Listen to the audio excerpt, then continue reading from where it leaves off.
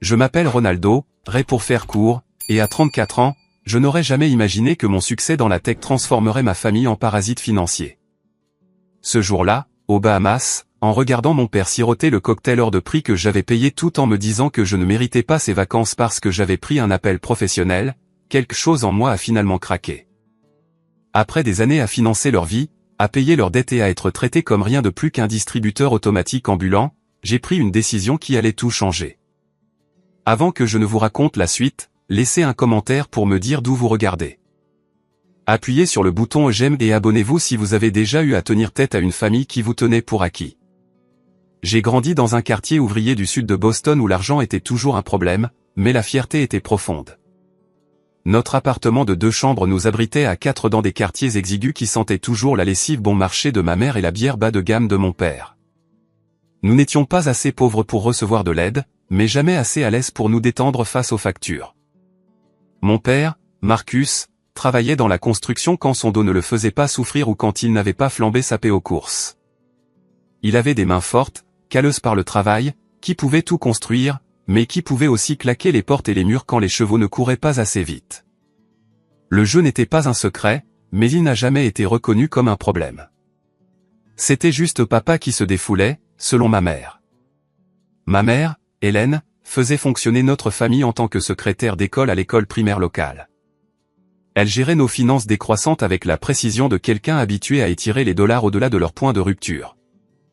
Émotionnellement, elle était comme un livre fermé avec quelques pages manquantes, présentes, mais jamais vraiment disponibles quand il s'agissait d'affection. La calculatrice et le chéquier étaient ses compagnons constants à notre table de cuisine, son visage illuminé par les rides de l'inquiétude alors qu'elle accomplissait des miracles mensuels pour faire cadrer les chiffres. Puis il y avait ma sœur aînée, Nathalie, l'enfant prodige. 3 ans de plus que moi et, d'une manière ou d'une autre, exemple de la responsabilité financière qui allait plus tard devenir mon fardeau permanent. Elle obtenait les premiers vêtements neufs, les cours de danse, les frais d'inscription à l'université sans discussion. Quand elle avait besoin d'argent pour le bal de promo, il se matérialisait malgré les avis de facture qui s'empilaient sur le comptoir.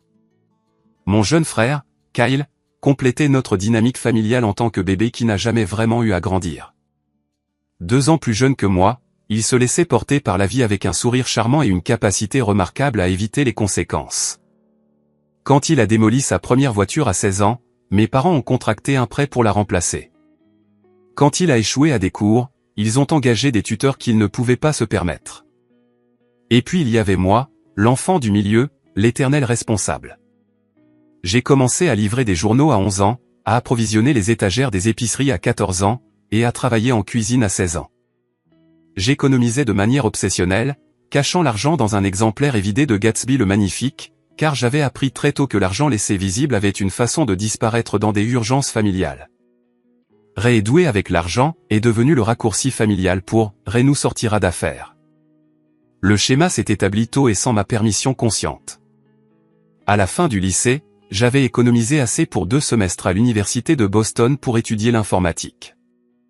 Je cumulais 3 emplois à temps partiel tout en maintenant une moyenne de 3,8/4, des services du matin dans une boulangerie, l'inventaire le week-end dans un magasin d'électronique, et l'assistance de nuit au laboratoire informatique de l'université. Le sommeil était devenu un luxe que je ne pouvais pas me permettre, mais l'éducation était ma voie de sortie.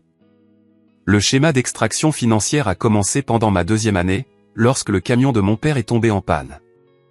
Juste jusqu'à la prochaine paie, a-t-il promis en empruntant $800 à mes économies pour les frais de scolarité. La prochaine paie est devenue le mois prochain, puis a été complètement oubliée. J'ai comblé le déficit en prenant des services supplémentaires et en mangeant des nouilles instantanées pendant des semaines. Puis il y a eu le traitement de canal de ma mère, le dépôt de garantie pour le premier appartement de Kyle, et les cartes de crédit de Nathalie au maximum.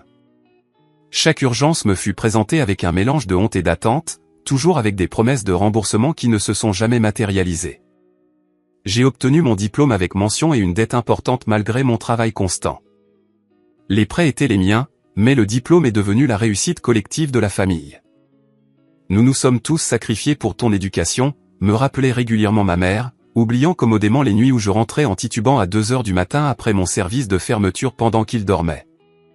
Mon premier vrai emploi fut dans une start-up technologique de Boston, payé $45 000 par an. Une fortune dans l'économie de ma famille. J'ai trouvé un minuscule studio mais j'ai retardé mon déménagement quand ma mère a souligné à quel point la famille avait besoin de ma contribution aux dépenses du ménage. 6 mois de plus sous leur toit signifiait 6 mois de plus des impôts familiales, comme j'appelais en privé les demandes constantes d'aide financière. Quand j'ai finalement déménagé, la distance était physique mais pas financière. Les appels ont continué. Kyle avait besoin d'argent pour sa caution après une bagarre de bar. Papa avait besoin de soins dentaires que l'assurance ne couvrait pas. La voiture de maman est tombée en panne sur l'autoroute. Chaque crise était livrée avec une attente croissante plutôt qu'une appréciation pour mon aide. L'opportunité dans la Silicon Valley est venue à la fois comme un salut professionnel et une complication familiale. Le salaire a bondi à 90 000 $, ce qui aurait dû signifier la liberté, mais ma famille l'a vécu comme une aubaine à leur profit. La distance signifiait qu'ils ne pouvaient pas voir mon petit appartement ou mes dîners de nouilles instantanées alors que je continuais à économiser et à envoyer de l'argent à la maison. La Californie doit bien te traiter, est devenu leur code pour « tu peux te permettre de nous aider davantage ». La distance ne diminua pas leurs attentes, elle ne fit qu'éliminer toute hésitation restante à demander. Sans voir mes circonstances réelles, ils m'imaginaient vivre dans le luxe pendant qu'ils luttaient, créant un récit qui justifiait leur demande croissante. À mon 28e anniversaire, j'étais involontairement devenu la banque familiale, un rôle que j'acceptais avec un ressentiment grandissant, mais une loyauté continue. Chaque promotion, bonus ou augmentation n'était pas ma réussite, mais la ressource élargie de la famille. La dynamique était en place, le schéma établi. J'étais le responsable, celui qui réussissait, celui qui pourvoirait toujours. Ce que je ne réalisais pas alors, c'est à quel point ce schéma continuerait à s'intensifier jusqu'à ce point de rupture aux Bahamas, avec la cruauté désinvolte de mon père au sujet d'une boisson que j'avais achetée, me forçant enfin à voir ce que ma vie était devenue. La trajectoire de ma carrière a pris un tournant important lorsque j'ai rencontré Samuel Chang lors d'une conférence technologique à San Francisco. Il était brillant, motivé et a vu en mes capacités de codage un potentiel que même moi, je n'avais pas reconnu. Après 3 conversations intenses autour d'un café de conférence et 2 appels vidéo de suivi, nous avons décidé de combiner nos compétences complémentaires. Samuel avait les relations avec le capital risque, j'avais développé un algorithme innovant pour l'analyse prédictive des données qui pouvait révolutionner la façon dont les entreprises traitaient les informations clients. Nous avons fondé Rayard Solutions, combinant nos noms, dans un garage au sens littéral du terme, remplissant le cliché de la Silicon Valley avec fierté. La première année a été brutale. Des journées de 18 heures, survivant avec des nouilles instantanées et de la détermination, investissant chaque centime de nos économies dans le développement. Nous ne pouvions pas nous permettre de vrais bureaux, alors nous travaillions depuis le garage du cousin de Samuel à Palo Alto, nous installant entre des décorations de Noël stockées et du matériel de camping. Ma famille considérait cette phase entrepreneuriale comme une déviation de carrière préoccupante. Tu avais un emploi stable. Pourquoi tout risquer pour quelque chose qui va probablement échouer, me questionnait mon père lors de nos appels hebdomadaires. Ma mère était plus directe, est-ce que cela signifie que tu ne peux pas aider avec les frais de scolarité de Kyle ce semestre? Chaque conversation revenait à ce que mes choix de carrière signifiaient pour leur sécurité financière, jamais pour mes rêves ou mes ambitions. 18 mois de quasi-pauvreté et de travail acharné ont finalement porté leurs fruits lorsque Core Industries, une entreprise du Fortune 500, a signé un contrat d'une valeur de 1,2 million de dollars pour notre logiciel de prédiction client. Ce seul contrat a tout changé. Soudain, nous avions la validation, des revenus et une visibilité dans l'industrie. Les 3 années suivantes ont apporté une croissance explosive. Nous sommes passés du garage à de vrais bureaux dans le quartier technologique de San Francisco, avons embauché 28 employés et élargi notre liste de clients pour inclure 3 sociétés internationales. À mon 32e anniversaire, ma valeur nette personnelle avait grimpé à plusieurs millions, bien qu'une grande partie soit restée immobilisée dans les capitaux propres de l'entreprise. J'ai acheté ma première vraie maison, une modeste maison de 3 chambres dans un bon quartier de San Francisco pour 1,4 million de dollars. C'était bien plus que ce que coûtait la maison de mes parents, mais en fait assez raisonnable pour la région. Le jour où j'ai eu les clés, j'ai envoyé des photos à ma famille, fier de ce symbole tangible de succès. Leurs réactions ont été révélatrices. Mon père a immédiatement demandé si cela signifiait que je pourrais enfin les aider à déménager dans une meilleure maison. Ma mère s'est interrogée sur la chambre d'amis et sur la durée de leur séjour lors de leur visite. Kyle a demandé si je pouvais co-signer pour sa nouvelle demande d'appartement, puisque j'avais manifestement du crédit à revendre. Pas de félicitations, juste un calcul immédiat de la manière dont ma réussite se traduisait en avantage pour eux. Les demandes ont augmenté en fréquence et en ampleur. Lorsque Nathalie a annoncé ses fiançailles avec Patrick, un représentant pharmaceutique avec des dettes impressionnantes, elle m'a appelé directement plutôt que nos parents. Nous pensons à une cérémonie au bord de l'eau à l'Ocean View Hotel, a-t-elle expliqué avec enthousiasme. Maman et papa ont dit de discuter du budget avec toi, puisque tu t'en sors si bien maintenant. Je me suis retrouvé à financer un mariage à 40 000 $ sans être consulté sur aucune décision, recevant simplement des factures avec des notes pleines d'attente. Pendant la réception, Nathalie a remercié nos parents en larmes pour avoir rendu ce jour spécial possible dans son discours. Ma contribution a reçu une mention rapide à côté des remerciements au traiteur. 3 mois après le mariage, Kyle a enroulé sa voiture autour d'un arbre en conduisant en état d'ivresse. Miraculeusement, il n'a pas été gravement blessé, mais a fait face à des accusations de conduite en état d'ivresse et à une voiture détruite. Papa a appelé à 3 heures du matin, non pas pour m'informer de la sécurité de Kyle, mais pour demander 22 000 $ pour les frais de justice et une voiture de remplacement. Il a besoin d'un transport fiable pour le travail, a insisté papa, bien que Kyle ait été sans emploi depuis 8 mois. Quand mon père a eu 60 ans, il a annoncé sa retraite de la construction malgré des économies minimes et une hypothèque avec 15 ans restants. Mon dos ne peut plus le supporter, a-t-il expliqué lors d'un dîner de famille pour lequel j'étais en visite. En plus, tu gagnes assez pour nous tous maintenant. La déclaration a été faite avec une certitude désinvolte qui m'a laissé sans voix. Son plan de retraite, apparemment, avait toujours été moi. Ma mère a développé de l'arthrite qui rendait son travail de secrétaire d'école de plus en plus difficile. Quand j'ai suggéré qu'elle demande des prestations d'invalidité, elle a semblé offensée. Pourquoi m'occuperais-je de la paperasse gouvernementale alors que tu peux aider? Les factures médicales pour les spécialistes et les traitements non couverts par l'assurance apparaissaient régulièrement dans mes emails, souvent accompagnés de demandes sans rapport pour des améliorations de la maison ou des fonds de vacances. À ce stade, je dépensais plus de 60 000 $ par an en soutien familial, aide hypothécaire pour mes parents, loyer de l'appartement de Kyle, paiement de carte de crédit pour Nathalie, facture médicale, paiement de voiture et demande d'urgence sans fin. Les chiffres étaient stupéfiants quand je les ai finalement calculés, mais dire non semblait impossible. La famille prend soin de la famille, était le refrain constant chaque fois que j'hésitais. Le schéma était devenu si normalisé que je reconnaissais à peine sa toxicité jusqu'à ce que je rencontre Amanda lors d'un dîner chez un ami. Intelligente, indépendante et d'une franchise rafraîchissante, elle a remarqué des choses sur ma dynamique familiale que j'avais été conditionné à accepter. Après avoir vu ma mère appeler 3 fois lors de notre 2e rendez-vous, chaque appel concernant une urgence financière différente, Amanda a posé la question que personne n'avait jamais posée, ta famille te traite-t-elle toujours comme sa banque personnelle? Son observation a percé des années de conditionnement. Il traverse juste une mauvaise passe, ai-je défendu faiblement, bien que cette passe ait duré toute ma vie d'adulte. D'après ce que tu m'as dit, il traverse cette passe depuis que tu as eu ton premier emploi, a répondu gentiment Amanda. As-tu déjà pensé que les aider pourrait en fait leur faire du mal? J'ai rejeté ses préoccupations, insistant au départ qu'elle ne comprenait pas notre histoire familiale ou ma responsabilité en tant que celui qui réussissait. Mais ces questions ont planté des graines de doute qui ont grandi avec chaque nouvelle demande financière de ma famille. Étais-je vraiment en train d'aider ou d'entretenir des schémas destructeurs? Mon amour était-il conditionné à mon soutien financier? Ces questions se cachaient sous la surface, attendant le catalyseur qui me forcerait à y répondre honnêtement. Ce catalyseur approchait déjà sous la forme de vacances tropicales qui devaient être un cadeau généreux, mais qui deviendrait plutôt mon point de rupture. Les douces interrogations d'Amanda sur la dépendance financière de ma famille ont évolué de commentaires occasionnels à des conversations plus profondes à mesure que notre relation progressait. Après 6 mois de relation, lors d'un dîner tranquille dans son appartement, elle a suggéré quelque chose qui m'a d'abord offensé. As-tu déjà envisagé de parler à un professionnel de la dynamique financière de ta famille, a-t-elle demandé en remplissant mon verre de vin. Mon amie a vu un thérapeute financier lorsqu'elle faisait face à des problèmes similaires avec ses parents. Thérapeute financier, ai-je ri.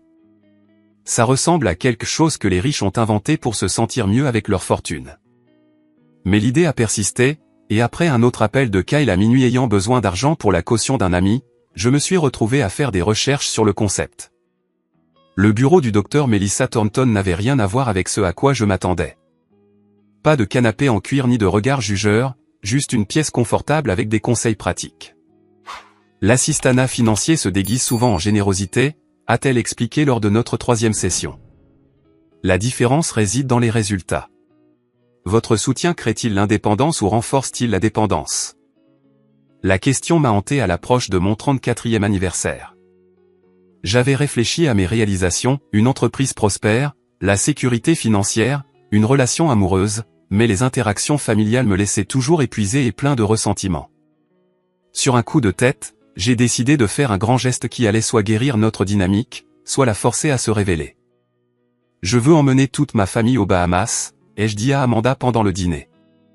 Des vacances de luxe où ils pourront voir que je suis heureux de partager mon succès quand c'est mon choix, pas quand je suis manipulé ou culpabilisé. Amanda avait l'air sceptique. C'est très généreux, mais penses-tu que cela changera les schémas sous-jacents? Je voulais y croire. J'ai passé des semaines à planifier le voyage parfait, 7 jours au Blue Water Resort à Nassau, un établissement 5 étoiles avec accès à une plage privée, plusieurs piscines et toutes les commodités imaginables. Le total s'élevait à près de 25 000 $ pour les vols, l'hébergement et les activités prépayées pour mes parents, Nathalie et Patrick, Kyle et sa petite amie actuelle, Jasmine, plus les 2 enfants de Nathalie. L'enthousiasme lorsque j'ai annoncé le voyage lors d'un appel vidéo familial semblait sincère. Maman a pleuré des larmes de joie. Papa s'est vanté de son fils, le grand Manitou. Et Nathalie a immédiatement commencé à chercher des maillots de bain de créateurs. Kyle a demandé si des jet skis seraient disponibles, planifiant déjà des aventures avant de me remercier pour l'invitation. Notre arrivée au complexe a donné le ton pour la suite. Après que la navette privée nous ait déposés de l'aéroport, nous avons été accueillis avec des cocktails de bienvenue et des serviettes fraîches dans le hall au sol de marbre surplombant les eaux turquoises. Ces chambres sont belles, mais ont-ils des suites avec vue sur l'océan, a demandé mon père au personnel de l'enregistrement avant même que je n'ai présenté ma carte de crédit. Mon fils ici ne voudrait pas que nous ayons des hébergements de seconde zone. Le personnel m'a regardé, incertain. J'ai senti mon visage rougir de honte, mais j'ai hoché la tête, autorisant le surclassement de la chambre de mes parents pour 300 $ de plus par nuit. En quelques heures, Nathalie avait également négocié un surclassement, insistant sur le fait que ses enfants avaient besoin de plus d'espace pour jouer. Le dîner du premier soir a totalisé plus de 900 $, mon père commandant du scotch de 50 ans d'âge et mon frère choisissant le plateau de fruits de mer le plus cher pour la table. Je n'ai rien dit, tendant ma carte de crédit avec un sourire qui semblait de plus en plus forcé. C'était mon cadeau, après tout. Je voulais qu'il s'amuse. Assure-toi de donner un pourboire généreux, a instruit mon père à voix haute alors que je signais le reçu. Nous voulons qu'il sache que nous ne sommes pas des touristes ordinaires. Le nous m'a frappé comme étant particulier puisque je couvrais toutes les dépenses, mais j'ai ajouté un pourboire de 20% sans commentaire. Le deuxième matin, un schéma s'était dessiné. Ma famille se réunissait pour le petit déjeuner, qu'ils facturaient à leur chambre plutôt que de se joindre au buffet gratuit que j'avais organisé, planifier leurs activités sans me consulter, puis se disperser pour profiter des commodités du complexe. Tout en continuant à accumuler des frais sur mon compte principal. Ray, peux-tu garder les enfants quelques heures, a demandé Nathalie le deuxième jour. Patrick et moi voulons faire le massage en couple, et la garderie du complexe est ridiculement chère. J'ai accepté, bien que j'ai prévu de rattraper quelques emails de travail, et j'ai passé l'après-midi à courir après son enfant de 4 ans et son enfant de 6 ans autour de la piscine tout en essayant de surveiller mon téléphone pour les messages importants. Kyle et Jasmine sont revenus de la boutique du complexe avec des sacs de créateurs. Ils l'ont juste ajouté à la chambre, n'est-ce pas, a confirmé Kyle nonchalamment. Je t'ai pris un porte-clés pour te remercier. Le porte-clés, je découvrirai plus tard en examinant les frais, coûtait 12 $. La virée shopping totalisait plus de 2000 $. Mes parents passaient la plupart des jours près de la piscine principale, mon père établissant une routine de mimosa au petit déjeuner et progressant vers des cocktails de plus en plus chers tout au long de la journée. Ma mère alternait entre la sieste sous un parasol et se plaindre que le complexe était trop bondé de touristes. Pour ce que tu paies, je m'attendais à plus d'exclusivité, a-t-elle remarqué, apparemment inconsciente qu'elle faisait partie de ces mêmes touristes qu'elle méprisait. Et les oreillers de notre chambre sont trop mous. Peux-tu leur demander d'en apporter des plus fermes? Le troisième jour, j'étais épuisé de gérer les attentes et les dépenses de tout le monde. Un message de Samuel m'a alerté d'un problème potentiel avec notre nouvelle implémentation client, quelque chose nécessitant une attention immédiate si nous voulions éviter des pannes de système pour un client majeur. J'ai besoin d'environ 3 heures pour résoudre ce problème de travail, ai-je annoncé à ma famille alors qu'ils se prélassaient au bord de la piscine après le déjeuner. Notre plus gros client rencontre des difficultés techniques. Sérieusement ?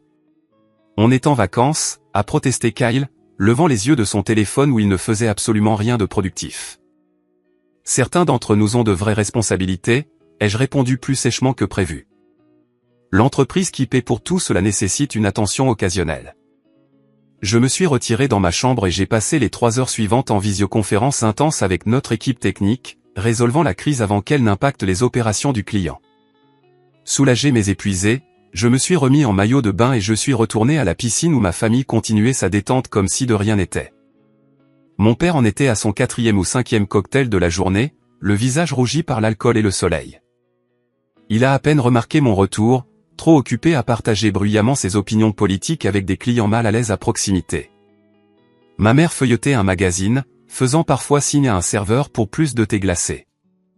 Nathalie et Patrick étaient introuvables, mais leurs enfants étaient maintenant surveillés par la petite amie de Kyle pendant que Kyle somnolait sur une chaise longue. J'ai commandé une eau pétillante et je me suis assis sur le bord de la chaise longue de mon père. Crise évitée, ai-je dit, tentant de renouer le contact. Le système du client est de nouveau opérationnel. Mon père a pris une longue gorgée de son cocktail doré, un rhum vieilli coûteux. Le menu de la piscine l'affichait à 32 $ le verre. Il m'a regardé avec des yeux légèrement flous et a dit les mots qui allaient finalement tout changer entre nous. Les gens comme toi ne méritent pas de vacances de toute façon, a-t-il dit en bredouillant, faisant un vague geste vers moi avec son verre. Toujours à travailler, toujours à s'inquiéter de l'argent. À quoi sert tout ton succès si tu ne peux même pas en profiter ? C'est nous qui profitons le plus de ce voyage. La déclaration est restée en suspens entre nous, stupéfiante par sa cruauté désinvolte et son inconscience. À ce moment, entouré de luxe qu'il n'avait pas mérité, buvant de l'alcool de première qualité à mes frais, il avait l'audace de suggérer que c'était moi qui avais des priorités malsaines. J'ai senti quelque chose changer en moi. Un mouvement tectonique de ressentiment longtemps refoulé, perçant enfin la surface de ma façade de devoir filial. La confrontation que j'évitais depuis des années était désormais inévitable, déclenchée par ces mots irréfléchis au sujet d'une boisson que je payais. « Qu'est-ce que tu viens de dire ?» ai-je demandé, ma voix plus basse que la tempête qui grondait en moi. Une partie de moi espérait avoir mal entendu, que la brise de l'océan avait déformé ces mots en quelque chose de plus blessant que prévu. Mon père prit une autre gorgée, les glaçons cliquetant contre le verre. J'ai dit, les gens obsédés par le travail comme toi ne savent pas comment profiter des vacances. Il fit un geste large vers le complexe. À quoi bon tout ça si c'est pour être sur ton ordinateur portable ? C'est nous qui l'apprécions vraiment. Le « nous » collectif, encore une fois, comme s'il me faisait une faveur en consommant ma générosité. Papa, qui penses-tu à payer pour tout ça ? ai-je demandé, maintenant toujours un calme que je ne ressentais pas. Le travail que tu critiques est ce qui rend ces vacances possibles. Oh, ça y est. Il roula des yeux de façon spectaculaire. Monsieur Succès nous rappelle notre place de paysan. Il se tourna vers ma mère pour obtenir son soutien. Elle lui adressa un signe de tête compatissant. Pas à moi. Ray, ton père veut juste dire que tu devrais te détendre davantage. Tu as toujours été si intense au sujet du travail. Intense au sujet du travail. L'expression déclencha des souvenirs de nuit à étudier pendant qu'il regardait la télévision, de matin à livrer des journaux pendant qu'il dormait, d'années de sacrifices qu'ils avaient recadrés comme un défaut de caractère. Intense au sujet du travail est la raison pour laquelle nous sommes assis dans un complexe 5 étoiles au lieu de t'inquiéter pour l'hypothèque du mois prochain, ai-je répondu, sentant la digue de la retenue commencer à se fissurer. L'expression de ma mère se durcit. C'est déplacé. Nous t'avons soutenu tout au long de tes études. Soutenu ? La question sortit comme un rire incrédule. Maman, j'ai cumulé 3 emplois pendant mes études tout en envoyant de l'argent à la maison. De quel soutien parles-tu exactement ? Kyle s'agita sur sa chaise longue, sentant le drame. Frère, calme-toi. Ils t'ont donné un toit au-dessus de ta tête. Pourquoi es-tu si ingrat ? Ingrat. L'accusation frappa comme une gifle. Je me suis levé, ayant besoin d'une distance physique avant de répondre. Kyle, au cours des 5 dernières années, j'ai payé ton loyer 14 fois, je t'ai sorti de prison 2 fois, j'ai remplacé 2 véhicules et j'ai couvert des frais de justice qui dépassent ce que la plupart des gens gagnent en un an. Parle-moi encore de mon ingratitude. C'est différent, rejeta Kyle d'un geste de la main. C'est juste la famille qui est de la famille. C'est toi qui as tout l'argent. La famille qui est de la famille, ai-je répété. Intéressant de voir que cette aide ne va que dans un sens. Mon père eut du mal à se redresser, renversant sa boisson. Maintenant, tu tiens les comptes. C'est ça ton problème, Ray. Toujours à calculer, toujours à compter les dollars au lieu des bénédictions. Je ne tiens pas les comptes, ai-je dit. Mais je remarque des schémas, comme le fait qu'aucun de vous n'a dit merci une seule fois pour toutes ces vacances. Ni quand je les ai réservées, ni quand nous sommes arrivés, ni pour les surclassements de chambres, les excursions ou quoi que ce soit. On ne devrait pas avoir à te remercier pour faire ce que la famille fait, déclara mon père avec une certitude d'ivrogne. C'est ton obligation en tant que celui qui réussit. Voilà, le sentiment que tout leur était dû, mis à nu. Mon succès n'était pas le mien, il appartenait au collectif familial. Mes réalisations n'étaient pas personnelles, elles étaient des ressources à distribuer. Nathalie et Patrick choisirent ce moment pour revenir de là où ils étaient, sentant la tension à 20 pieds de distance. « Qu'est-ce qui se passe ?» demanda Nathalie, regardant entre le visage rouge de notre père et ma posture rigide. « Ton frère se plaint d'avoir à travailler pendant les vacances et il en a fait une crise de colère à propos de l'argent, expliqua ma mère, réécrivant complètement les 5 dernières minutes. « Sérieusement, Ray ?» soupira Nathalie de façon dramatique. Pouvons-nous avoir une seule réunion de famille sans que tu la ramènes à ton succès? La déformation était si complète, si déconnectée de la réalité, que j'ai éclaté de rire. C'est une révision impressionnante des événements, maman. Papa vient de me dire que je ne mérite pas ces vacances que j'ai payées 25 000 $. Mais d'une manière ou d'une autre, c'est moi qui en fais une histoire d'argent. 25 000, siffla Patrick, parlant pour la première fois. Mince, c'est presque autant que ce que nous prévoyons de dépenser pour la rénovation de notre cuisine. Quelque chose dans sa formulation a attiré mon attention. Prévoir de dépenser? Avec quel argent? Un regard gêné passa entre Nathalie et Patrick. Eh bien, hésita Nathalie, nous allions t'en parler plus tard cette semaine, quand tu serais détendu. Nous avons trouvé cet entrepreneur incroyable, mais avec les frais de scolarité de l'école privée des enfants cette année. Les pièces du puzzle s'emboîtèrent. Ces vacances n'étaient pas seulement une réunion de famille, c'était une opportunité pour une nouvelle série de demandes financières. Ils m'avaient amadoué, ou du moins profité de ma générosité avant de faire leurs demandes. Alors, c'est ça ce voyage pour vous. Une chance de m'amadouer avant de demander plus d'argent. J'ai regardé leur visage, cherchant le moindre signe de honte ou de conscience de soi. Ne sois pas dramatique, me gronda ma mère. Nathalie a juste besoin d'un petit coup de main, comme nous tous parfois. Un petit coup de main, ai-je fait l'écho. Parlons d'un petit coup de main, alors. Je me suis tourné vers le serveur qui planait à proximité, mal à l'aise avec notre volume croissant. Pourrais-je avoir une liste détaillée de tous les frais portés à ma chambre depuis l'enregistrement? En attendant, j'ai sorti mon téléphone et ouvert mon application bancaire, faisant défiler les transactions récentes. Saviez-vous, m'adressais-je à ma famille collectivement, qu'au cours de la dernière décennie, j'ai fourni plus de 300 000 $ en petits coups de main à cette famille. Le silence accueillit ce chiffre, rompu seulement par le serveur revenant avec des feuilles imprimées détaillant nos frais de vacances jusqu'à présent. J'ai parcouru les pages, sentant ma tension artérielle monter à chaque ligne.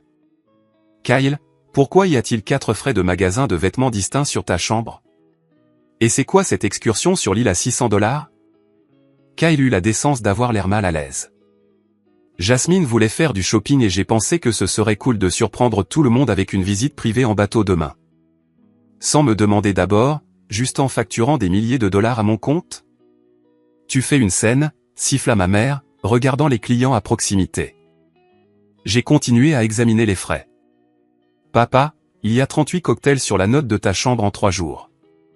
38, à une moyenne de 25 $ chacun. Mon père haussa les épaules sans s'excuser. Ce sont des vacances tout frais payés, non? Pourquoi tu nous comptes les sous maintenant? Parce que tu viens de me dire que je ne mérite pas d'être ici. J'ai finalement élevé la voix. Tu bois près de 1 000 $ d'alcool que je paie tout en me critiquant pour avoir travaillé pour me le permettre. Patrick s'agita, mal à l'aise. Écoute, Ray, nous apprécions tous ta générosité. Vraiment, ai-je interrompu. Parce que de mon point de vue, ça ressemble à un sentiment que tout vous est dû, pas à de l'appréciation. On dirait qu'on attend de moi que je finance le style de vie de tout le monde tout en recevant des critiques plutôt que de la gratitude. Nous sommes ta famille, a dit ma mère, comme si ces 3 mots expliquaient et justifiaient tout. Oui, vous l'êtes, ai-je convenu. Ce qui rend ce schéma encore plus douloureux. La famille devrait se soutenir émotionnellement, pas seulement extraire des ressources financières. Oh, alors maintenant nous sommes des parasites? Mon père se leva, chancelant. Après tout ce que nous avons fait pour toi. La question resta en suspens, si déconnectée de la réalité qu'elle cristallisait tout ce qui n'allait pas dans notre dynamique. Dans leur récit, ils étaient toujours les pourvoyeurs, les soutiens, ceux qui faisaient des sacrifices, malgré des années de preuves du contraire. « Qu'est-ce que tu as fait pour moi récemment, exactement, papa ?» ai-je demandé doucement. « Nomme une seule chose au cours des 5 dernières années où tu m'as soutenu plutôt que l'inverse. » Sa bouche s'ouvrit, se referma, s'ouvrit à nouveau. Rien n'en sortit. « C'est ce que je pensais, » ai-je dit, rassemblant les fiches de frais et mon téléphone. Ces vacances étaient une erreur. Non pas parce que je ne veux pas partager mon succès avec vous, mais parce que vous en êtes venu à l'attendre sans appréciation ni réciprocité. Et maintenant, demanda Nathalie. Tu vas juste partir en claquant la porte parce que papa a fait un commentaire? Ce n'était pas un seul commentaire, ai-je répondu. C'était le commentaire qui m'a fait enfin voir clair. Ce n'est pas une dynamique familiale saine. C'est de l'exploitation financière déguisée en obligation familiale. La vérité de mes paroles flottait dans l'air entre nous, indéniable mais inacceptable pour eux. J'ai pu voir le moment où ils ont réalisé que j'étais sérieux, que quelque chose de fondamental avait changé, et leurs expressions sont passées de l'indignation aux premières lueurs d'inquiétude. Pas d'inquiétude pour mes sentiments ou notre relation, mais pour les implications financières de mon éveil. Le calcul était visible sur leur visage, que cela allait-il leur coûter? Cette prise de conscience a été la confirmation finale dont j'avais besoin. Ce que j'avais prévu comme des vacances familiales généreuses avait révélé la vraie nature de notre relation, et il n'y avait aucun moyen de ne pas savoir ce que je comprenais maintenant avec une clarté douloureuse. Alors que ma famille assimilait mes paroles, leurs réactions confirmèrent tout ce que j'avais finalement reconnu. Le visage de ma mère montrait du calcul plutôt qu'une blessure émotionnelle. L'expression de Kyle reflétait la panique à l'idée de perdre potentiellement son filet de sécurité. L'indignation de mon père ne portait aucun remords, seulement l'affront d'être défié. Nathalie formulait déjà des arguments pour préserver l'accès à mes ressources. À ce moment de clarté, les mots du docteur Thornton en thérapie résonnèrent dans mon esprit, les limites ne sont pas des punitions. Elles sont le fondement de relations saines. Je pris une profonde inspiration et pris une décision qui couvait depuis des années, bien que je ne l'ai su que maintenant. J'établis quelques limites, avec effet immédiat, ai-je annoncé, ma voix stable malgré mon cœur qui battait la chamade. Ces vacances sont payées jusqu'à la fin, y compris vos chambres et le plan repas. Cependant, je supprime les privilèges de facturation supplémentaire de toutes vos chambres. Le visage de mon père s'assombrit. Tu ne peux pas être sérieux. Je n'ai jamais été plus sérieux, ai-je répondu, puis je me suis tourné vers leur sac de plage empilé sur des chaises longues à proximité. Papa, j'ai besoin de ton portefeuille. Certainement pas, balbutia-t-il. La carte clé de chambre supplémentaire dans ton portefeuille est liée à mon compte principal. Je la retire. Tu peux payer tes propres boissons à partir de maintenant. Quand il refusa d'obtempérer, j'ai simplement tendu la main et pris son portefeuille de la poche latérale de son sac de plage où il le gardait toujours. Sa protestation s'éteignit alors que les clients à proximité se tournèrent pour regarder notre confrontation. J'ai retiré ma carte de crédit, la carte autorisée que je lui avais donnée pour les urgences seulement il y a 3 ans et qui avait depuis été utilisée pour tout, des clubs de golf aux visites de casino. J'ai également pris la carte clé de la chambre liée à mon compte. « Qu'est-ce que tu fais ?» demanda ma mère alors que je répétais le processus avec son sac, récupérant une autre de mes cartes de crédit que j'avais presque oubliée. « Je crée un changement nécessaire », ai-je répondu, me déplaçant méthodiquement pour récupérer toutes les cartes clés des chambres. Vous pouvez toujours accéder à vos chambres avec vos clés principales. vous ne pouvez simplement plus facturer sur mon compte. Kyle se leva soudainement, alerte. Frère, parlons-en rationnellement. Nous avons dépassé le stade de la discussion, ai-je interrompu. Je finance ton style de vie depuis des années pendant que tu n'as montré aucun progrès vers l'indépendance. Ça s'arrête aujourd'hui. J'ai sorti mon téléphone et appelé la réception du complexe, m'éloignant de quelques pas pour plus d'intimité. Ici Rinaldo Martinez de la suite Océan. Je dois supprimer immédiatement les privilèges de facturation de toutes les chambres connectées et restreindre les frais à ma chambre uniquement. Après avoir confirmé les détails et ignoré les protestations de ma famille, j'ai achevé la ségrégation financière. Quand je suis revenu, le choc collectif s'était transformé en diverses tactiques pour reprendre le contrôle. Les yeux de ma mère se sont remplis de larmes, une stratégie qui avait fonctionné de manière fiable tout au long de mon enfance. Comment peux-tu nous embarrasser comme ça après tout ce que nous avons sacrifié pour toi?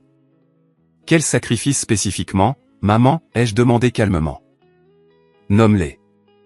Ses larmes s'arrêtèrent momentanément alors qu'elle luttait pour formuler une réponse. Nous avons toujours cru en toi. Croire en quelqu'un ne coûte rien, ai-je noté. J'avais besoin d'un soutien réel.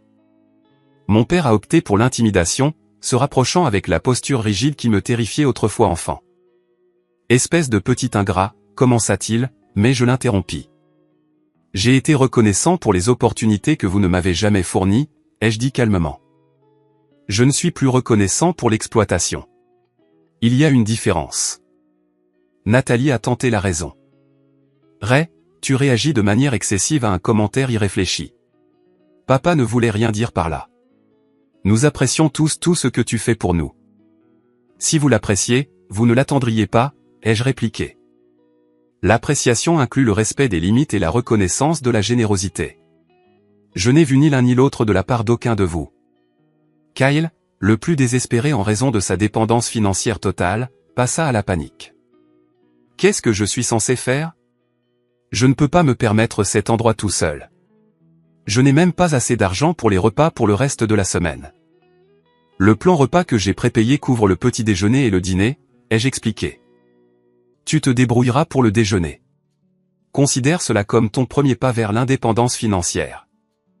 Alors qu'il digérait les conséquences immédiates de ma décision, je suis retourné dans ma chambre, les mains tremblantes, mais la détermination se renforçant à chaque pas. Une fois à l'intérieur, j'ai appelé Amanda. Je l'ai fait, ai-je dit quand elle a répondu. J'ai enfin fixé des limites. Ça va, a-t-elle demandé, l'inquiétude évidente dans sa voix. Je suis quelque part entre terrifié et libéré, ai-je admis. Mais je sais que c'était nécessaire. Je suis fier de toi, a-t-elle dit simplement. Et maintenant? Je change d'hôtel, ai-je décidé à ce moment-là. Ils peuvent rester ici, c'est payé, mais j'ai besoin de séparation pour maintenir ces limites. En faisant mes valises, le barrage attendu a commencé. Message texte, appel, et finalement des coups à ma porte. Je les ai tous ignorés jusqu'à ce que ma valise soit prête. Puis j'ai ouvert la porte pour trouver toute ma famille rassemblée dans le couloir. Nous devons en parler raisonnablement, a insisté ma mère, s'étant ressaisie.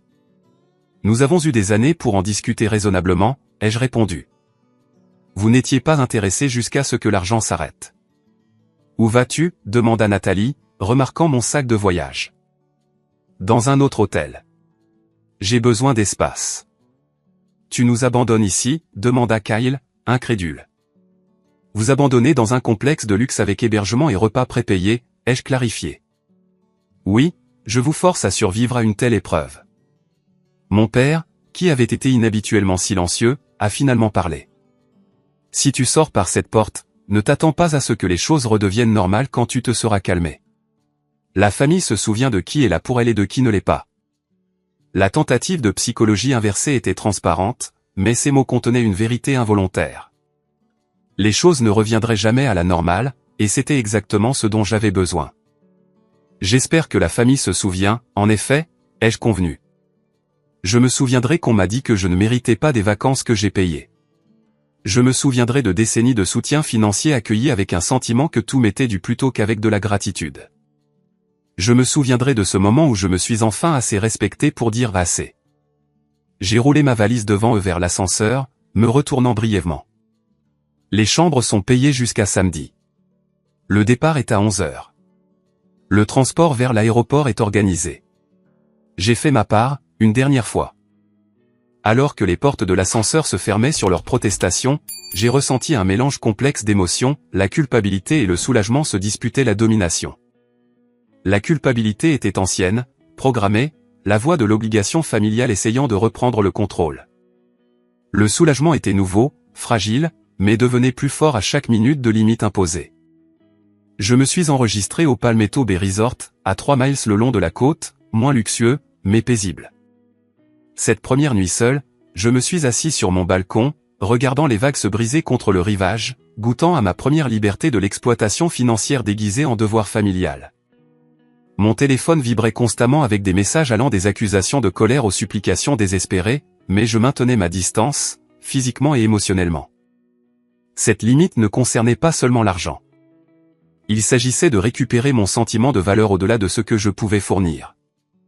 Le sommeil est venu par intermittence cette nuit-là, mais lorsque le matin est arrivé avec la lumière dorée du soleil filtrant à travers des rideaux inconnus, j'ai ressenti quelque chose que je n'avais pas connu depuis des années, la légèreté de faire des choix uniquement pour mon propre bien-être, sans calculer leur impact sur les attentes de tout le monde. Le reste de mon séjour aux Bahamas s'est déroulé en contraste frappant avec ces 3 premiers jours. Tandis que ma famille continuait ses vacances à mes frais, bien qu'avec des dépenses limitées, j'ai connu une autre forme de liberté dans mon nouvel hôtel. J'ai nagé dans l'océan au lever du soleil, lu des livres sans interruption, et me suis même lié d'amitié avec un couple de retraités de Seattle qui m'a invité à dîner avec eux. Mon téléphone est devenu un champ de bataille de manipulation émotionnelle. Les messages affluaient, suivant des schémas prévisibles. D'abord, la colère, comment oses-tu abandonner ta famille comme ça ?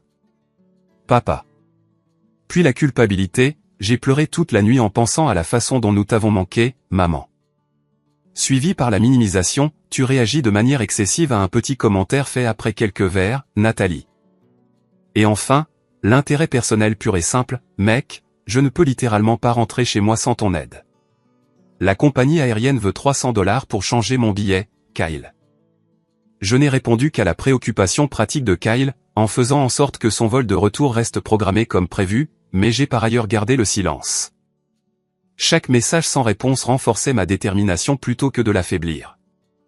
Le 4e jour, le téléphone de ma chambre d'hôtel a sonné. Ils avaient retrouvé ma localisation. Je n'ai pas répondu, mais la réception a appelé pour m'informer que mon frère était dans le hall et demandé mon numéro de chambre.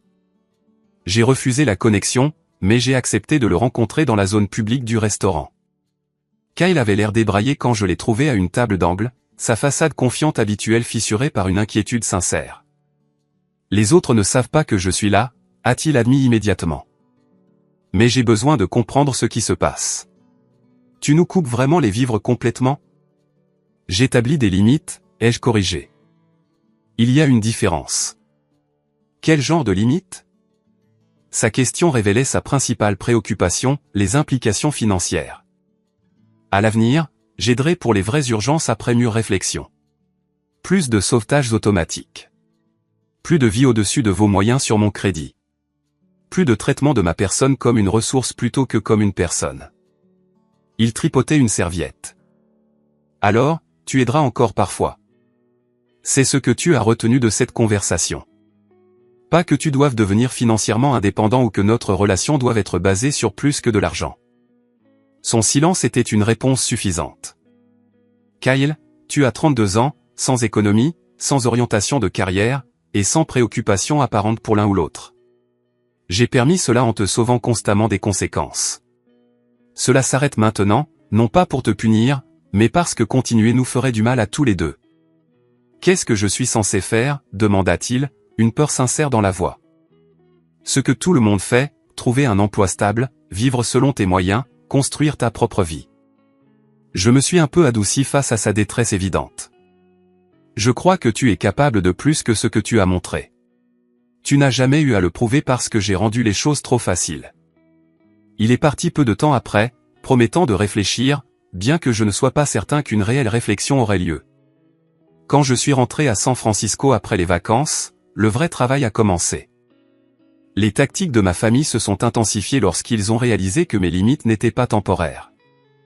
Nathalie a publié des mises à jour vagues sur les réseaux sociaux sur la trahison familiale et le fait de montrer son vrai visage quand l'argent est en jeu. Des amis et des membres de la famille élargie qui ne connaissaient que sa version ont appelé pour exprimer leur inquiétude quant à ma dépression. Mon père a adopté une approche plus directe, se présentant sans préavis à mon bureau un mardi après-midi. Notre réceptionniste m'a appelé, clairement mal à l'aise avec sa présence insistante dans le hall. Quand je suis descendu le rencontrer, ses premiers mots ont clarifié son intention. Nous devons discuter de tes contributions à ma retraite. Pas mon bien-être, pas notre relation, mes contributions à sa retraite. Il n'y a rien à discuter, ai-je répondu calmement. Je ne finance plus ta retraite. Après tout ce que j'ai fait pour toi. Sa voix s'est élevée, attirant l'attention des employés qui passaient dans le hall. C'est comme ça que tu me rembourses de t'avoir élevé? Faire le minimum légal requis d'un parent n'est pas un prêt que les enfants doivent rembourser, ai-je dit doucement. J'ai déjà remboursé tout investissement réel que tu as fait en moi, et bien plus encore. Alors c'est ça. Tu abandonnes tes obligations familiales. Je les redéfinis de manière plus saine, ai-je corrigé. Je me soucierai toujours de toi, papa. Mais je ne financerai pas des styles de vie que personne d'entre vous n'a mérité. Il est parti dans une fureur de portes claquées et de malédictions marmonnées, mais la confrontation a renforcé ma détermination plutôt que de l'affaiblir. Ma mère a opté pour la manipulation médicale. 2 semaines après mon retour, elle a appelé, sanglotant à propos de douleurs thoraciques et de problèmes cardiaques potentiels.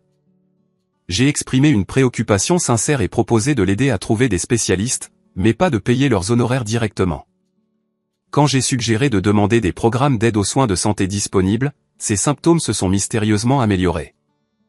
Nathalie a élargi sa campagne, racontant à des amis de la famille que j'avais des problèmes mentaux et que je me retournais contre la famille.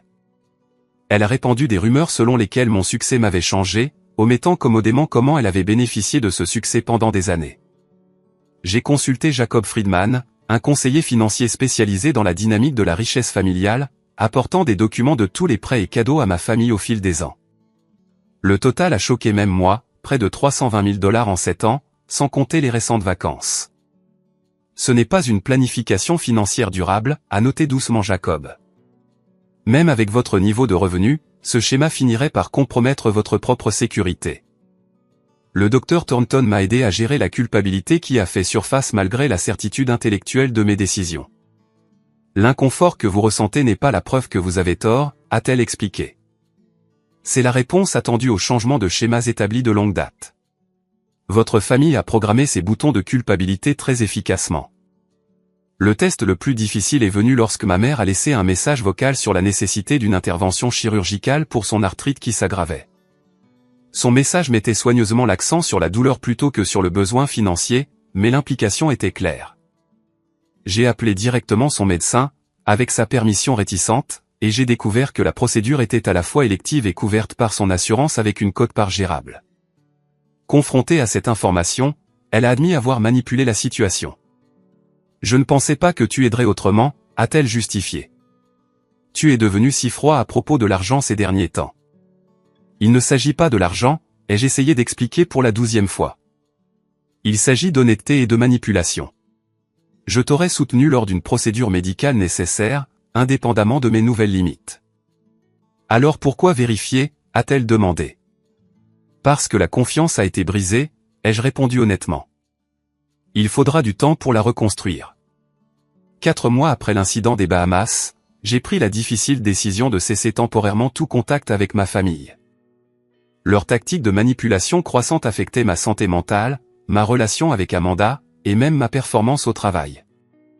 J'ai envoyé un email clair expliquant que j'avais besoin d'espace pour guérir et que je prendrais contact quand je serais prêt. La réponse a été prévisible, accusation de cruauté, d'abandon émotionnel et d'égoïsme. Mais pour la première fois, j'ai reconnu ces réactions comme des tentatives de reprendre le contrôle plutôt que comme de véritables réponses émotionnelles à la perte de connexion avec moi. Thanksgiving est arrivé, la première grande fête de ma séparation familiale auto-imposée. Amanda et moi avions prévu un dîner tranquille à la maison, mais j'ai ressenti vivement l'absence, tout en sachant que c'était nécessaire. La spirale de culpabilité attendue a été interrompue par un appel inattendu de mon cousin Marcus, avec qui je n'avais pas parlé depuis des années. J'ai entendu ce qui s'est passé, a-t-il dit après les salutations initiales. Nathalie a raconté à tout le monde que tu avais perdu la tête et abandonné la famille. Je me suis préparé à plus de culpabilité, mais ces mots suivants m'ont surpris. Je voulais que tu saches que je pense que tu fais ce qu'il faut. Il profite de toi depuis des années. Tout le monde le voit, sauf eux. Sa validation a été comme une clé déverrouillant une porte que je n'avais pas réalisé être encore partiellement fermée. Quelqu'un de l'orbite familiale comprenait. Je n'étais ni fou ni égoïste. J'établissais une santé nécessaire. Merci, ai-je dit, l'émotion rendant ma voix rauque. Ça signifie plus que tu ne l'imagines. La famille devrait s'entraider, pas se vider les uns les autres, a poursuivi Marcus.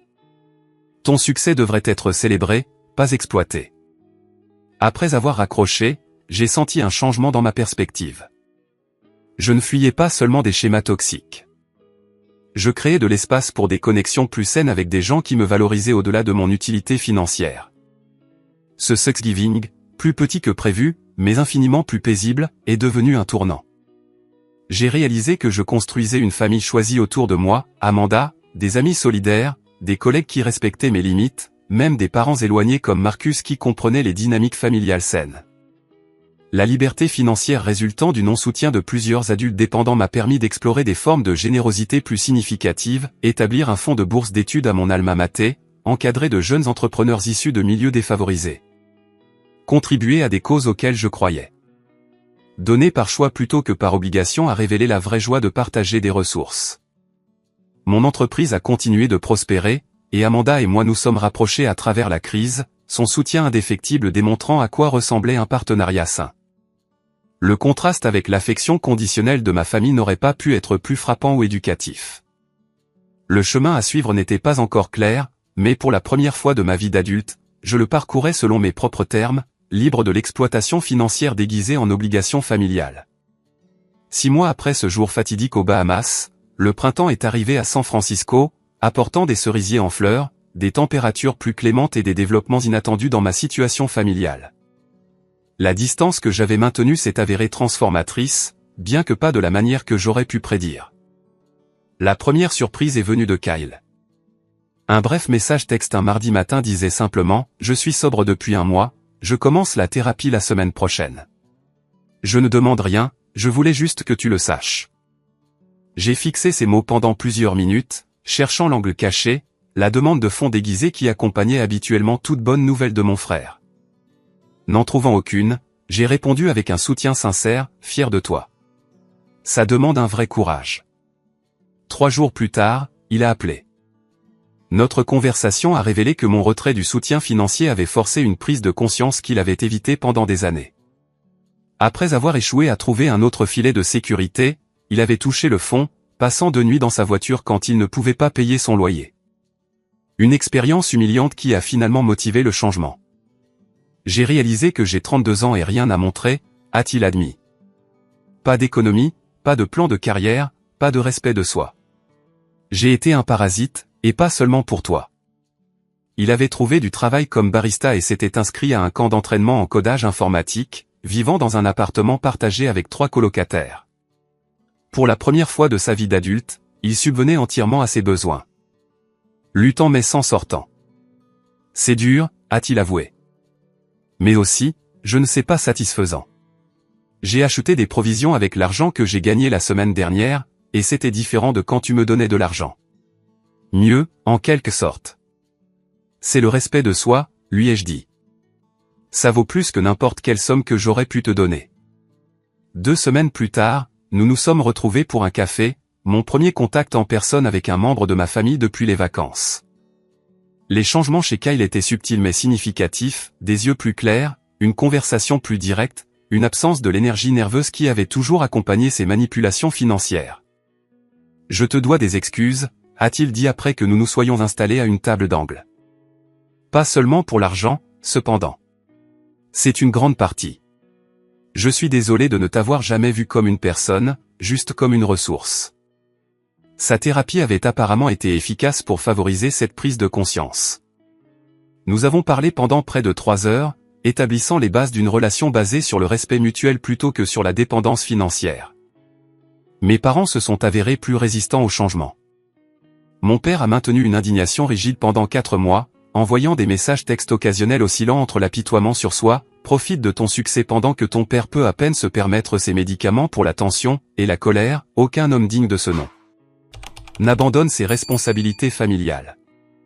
Ma mère a adopté une approche différente, envoyant des colis avec mes biscuits d'enfance préférés et des notes se remémorant des temps plus simples, sans jamais reconnaître le schéma qui avait conduit à notre éloignement. La manipulation émotionnelle était familière mais moins efficace à distance. La percée est venue de manière inattendue par le biais de leur église.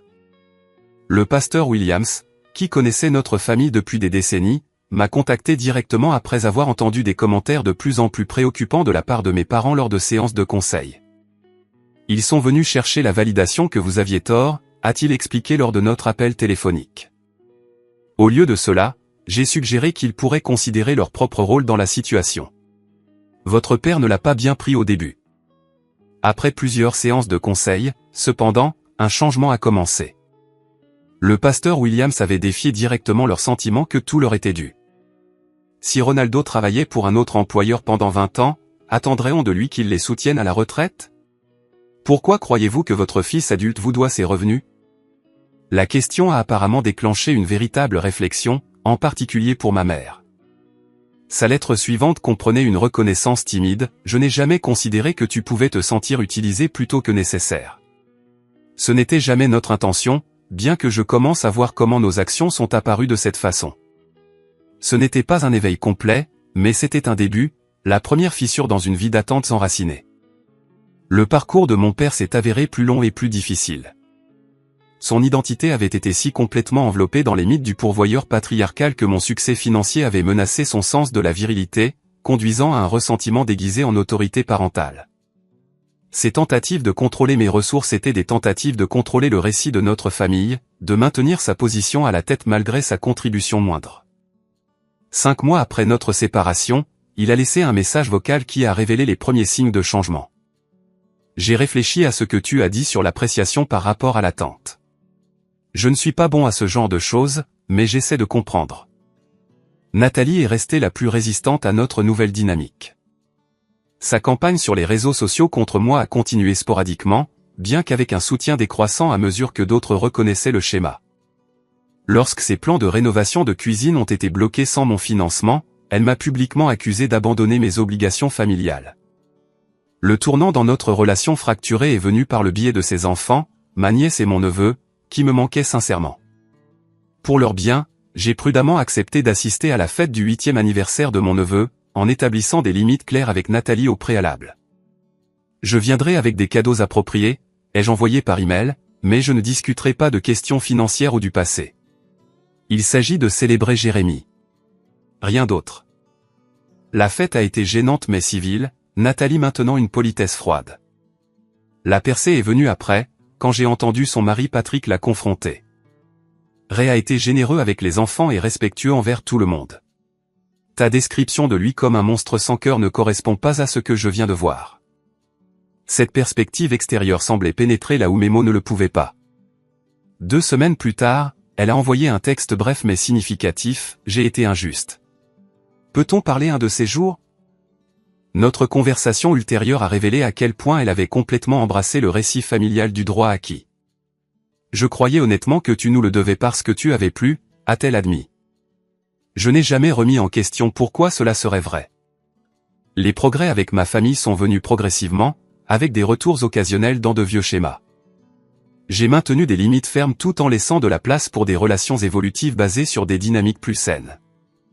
Avec les conseils du Dr Thornton, j'ai développé des accords écrits pour toute aide financière future, des termes clairs, des attentes de remboursement et des conséquences en cas de manipulation. La formalité n'était pas punitive, mais clarifiante, supprimant l'ambiguïté qui avait permis à l'exploitation de prospérer. Pour ma nièce et mon neveu, j'ai créé des fonds d'éducation auxquels ils pourraient accéder à 18 ans, avec des directives claires empêchant la redirection parentale des fonds. Cela m'a permis d'exprimer ma générosité de manière constructive tout en enseignant la responsabilité financière. Ma relation avec Amanda s'est approfondie pendant cette période de reconstruction familiale. Son soutien indéfectible lors de mes décisions les plus difficiles contrastait fortement avec l'affection conditionnelle de ma famille. quand elle m'a demandé en mariage lors d'une randonnée de week-end à notre point de vue préféré, notre conversation a naturellement inclus des limites financières explicites pour notre futur mariage. Je veux un partenariat, pas une dépendance, a-t-elle souligné. Nous construisons ensemble, nous nous protégeons mutuellement, mais nous maintenons une force individuelle. À l'approche de l'été, j'ai organisé un dîner de famille soigneusement structuré, le premier depuis notre confrontation de vacances. Le lieu était neutre, les attentes claires. Pas de discussion financière, pas de remue-ménage du passé, juste une tentative de connexion sans transaction. Mon père est arrivé le premier, visiblement mal à l'aise, mais faisant un effort. Quand l'addition est arrivée à la fin de notre repas, il l'a prise, un petit geste, mais symboliquement significatif. Le montant était minime par rapport à ce que j'avais fourni pendant des années, mais la signification était incommensurable. Pour la première fois dans notre relation d'adulte, il donnait plutôt qu'il ne prenait. « Je ne peux pas changer le passé », a-t-il dit maladroitement alors que nous marchions vers le parking après. Mais j'essaie de mieux comprendre le présent. Certaines blessures ont guéri plus vite que d'autres. Une partie de la confiance ne se rétablirait jamais complètement. Certains membres de la famille se sont adaptés à notre nouvelle dynamique avec plus de succès que d'autres. J'ai accepté que les relations existent sur un spectre de santé et de proximité, et que toutes ne reviendraient pas à une proximité idéalisée. Ce qui a émergé des ruines de la codépendance financière était quelque chose de plus authentique, des connexions basées sur un soin véritable plutôt que sur l'utilité, des interactions choisies plutôt qu'obligées, des limites respectées plutôt qu'exploitées. Le changement le plus profond s'est produit en moi. Je ne mesurais plus ma valeur par mon utilité financière pour les autres. Ma générosité est devenue un choix plutôt qu'une extraction, me permettant de connaître la vraie joie de donner sans ressentiment. À l'anniversaire de notre confrontation des Bahamas, je me suis retrouvé sur une autre plage, cette fois avec Amanda, regardant les vagues se briser contre les côtes du nord de la Californie. Les parallèles étaient frappants, soleil, sable, océan, mais le paysage émotionnel n'aurait pas pu être plus différent. « Le regrettes-tu » a demandé Amanda, connaissant la signification de la date. Avoir fixé ses limites, même si c'était douloureux. J'ai sérieusement réfléchi à la question. Je regrette que cela ait été nécessaire. Je regrette les années d'assistanat qui l'ont rendu inévitable. Mais les limites elles-mêmes, non. Elles m'ont sauvé, et ont peut-être sauvé nous tous de la poursuite d'un schéma destructeur. Le voyage de l'exploitation financière à la connexion véritable reste en cours, avec des progrès mesurés en petits moments plutôt qu'en déclarations spectaculaires. La guérison familiale ne suit aucun calendrier sauf le sien, avançant au rythme de la volonté de changement du membre le plus lent. Ce que je sais avec certitude, c'est que la valeur transcende la richesse, que la générosité sans limite devient de la servitude, et que la famille, dans sa forme la plus saine, élève plutôt qu'elle n'extrait. Parfois, l'action la plus aimante est d'établir des limites qui permettent à chacun de devenir la meilleure version de lui-même. Avez-vous déjà eu à établir des limites difficiles avec des êtres chers qui prenaient votre générosité pour acquise? Partagez votre expérience dans les commentaires ci-dessous. Si mon histoire a résonné en vous, veuillez appuyer sur le bouton j'aime et vous abonner pour plus de leçons de vie réelle sur les finances familiales et la recherche de l'estime de soi au-delà de ce que vous fournissez aux autres. Rappelez-vous, parfois les choix les plus difficiles mènent aux résultats les plus sains. Merci d'avoir écouté mon parcours de l'exploitation à l'autonomisation. J'espère que cela aidera quelqu'un d'autre à trouver le courage de s'estimer assez pour dire assez.